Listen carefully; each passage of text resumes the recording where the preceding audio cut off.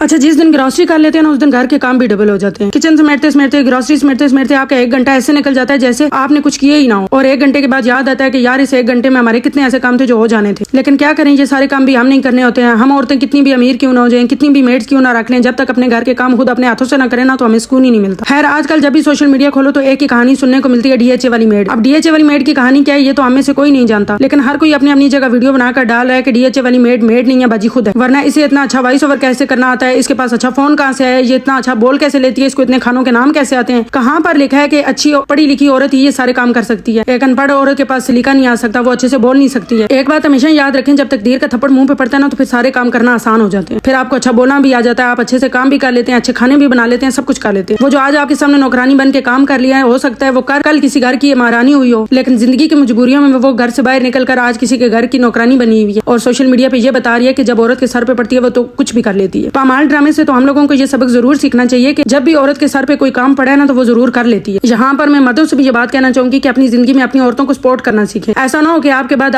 اس معاشرے کی تنگ نظر معاشرے کی نظر ہو جائیں آپ کی عورتیں. وہ کبھی بھی اپنے بچوں کو سپورٹ کرنے کے لیے, اپنے آپ کو فائنینشیل سپورٹ کرنے کے لیے کسی مرد کا سہارا ڈھونڈیں. اپنی عورت کو اپنی زندگی میں اتنا مضبوط بنائیں کہ اسے آپ کے بعد کسی اور کی ضرورت نہ پڑے. میں نے کئی ایسی عورتیں دیکھی ہیں جو ایک مرد دنیا سے چلا جاتا ہے تو اس کے بعد وہ اپنے گھر کو بھی سنبھال لیتی ہیں, اپنے بچوں کو بھی سنبھال لیتی ہیں, اپنے فائنینشیل بھی اٹھا لیتی ہیں, سب کچھ کر لیتی ہیں. میں نے اپنی امی کو دیکھا ہے, اپنی ساس کو دیکھا ہے, عورت اکیلے بھی سب کچھ کر لیتی ہے. لیکن اگر کوئی عورت مر جاتی ہے نا تو مرد 4 دن بھی صبر نہیں کر سکتا, وہ کبھی بھی اپنا گھر اکیلے نہیں سنبھال سکتا, تو وہ کما کے لائے گا یا پھر وہ گھر سنبھالے گا. اس لیے اس کو سپورٹ کرنے کے لیے ایک عورت کا ہی سہارا لینا پڑتا ہے. اس سے تو یہ ثابت ہوتا ہے کہ عورت مرد سے زیادہ مضبوط ہے. خیر, یہاں پر کام کرتے کرتے میرا کھانا بھی بن گیا, سارے کام بھی ہو گئے. یہ جو اتنی آسانی سے آپ کو لگ رہا ہے کہ کام ہو رہے ہیں, یہ اتنی آسانی سے ہو نہیں رہے ہوتے. یہاں پر ہماری 1-2 گھنٹے کی محنت لگی ہوتی ہے, تبھی جا کے یہ سارے کام ہوتے ہیں. جس دن یہ کچن صاف ستھرا ہوتا ہے نا اس دن سکون کی نیند آتی ہے. اور میں ایسی عورت ہوں, جب تک رات کو اپنے سارے کام ختم کر کے نہ سوؤں نا تو رات بھر مجھے نیند ہی نہیں آتی, اور ذہن میں چل رہا ہوتا ہے کہ صبح اٹھ کے مجھے یہ بھی کام کرنا ہے, یہ بھی کرنا ہے, یہ بھی کرنا ہے. ہم عورتیں جب تک زندہ ہیں نا یہ سارے کام کرتی رہیں, چاہے وہ ہم کسی گھر کی میڈ ہوں یا کسی گھر کی باجی کیوں نہ ہو. یہ کام کبھی بھی ختم نہ ہونے والے کام ہیں. خیر, ملتے ہیں کسی نیکسٹ ویڈیو میں. اللہ حافظ.